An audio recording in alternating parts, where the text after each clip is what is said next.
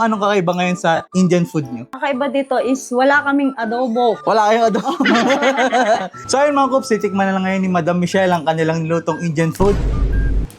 Kaya madam, na masasabi nyo sa naluto niyong Indian food? Mami.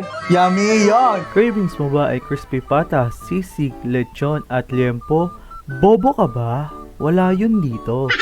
So ayun mga Kups, nandito nga tayo sa Indian Masala Curry House na matatagpuan sa first floor PPG Building sa Jose P. Laurel Highway, Kumintang, Ilaya, Batangas City. Katapat ng building na are at katabi ng KFC. Pag nakita niyo ang mataas na building na are ay katabi lang ng dental clinic na are ang Indian Masala Curry House. At rin nga pala ang kanilang menu, syempre ang bestseller nila dito ay ang chicken biryani. Syempre comment nyo din kung saan umabot ang ating video at kung anong cravings nyo para ma-shoutout kayo sa susunod na video. So ay mga Kups, nandito nga kami sa may Indian Masala Curry House. Syempre kasama natin si Madam Michelle. So Madam, anong kakaiba ngayon sa Indian food nyo? Kakaiba dito is wala kaming adobo. Wala kayong adobo.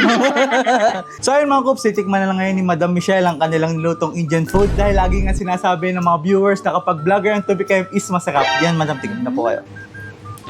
Kaya Madam, na masasabi nyo sa naluto niyong Indian food? Mami.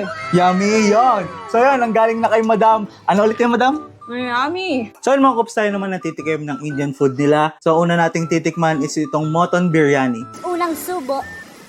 Yamete kudasai. Ang sarap ng rice nila, talagang ramdam na ramdam mo yung spices, yung sipa, yung anghang, ayos.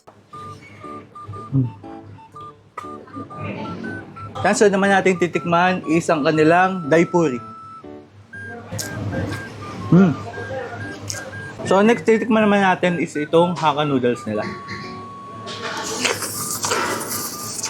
Sarap siya, hindi siya manghang. So next natin titikman is itong chicken kebab nila. And next naman natin titikman is itong Afghani chicken nila.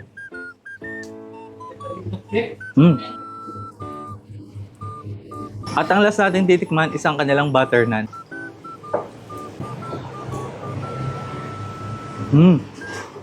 Masarap siya. Bagay ito sa mga kebab, sa ulam, lalo ng mga shawarma nila. Kaya parang nasa Indian Masala House, malapit kung saan kayo malapit.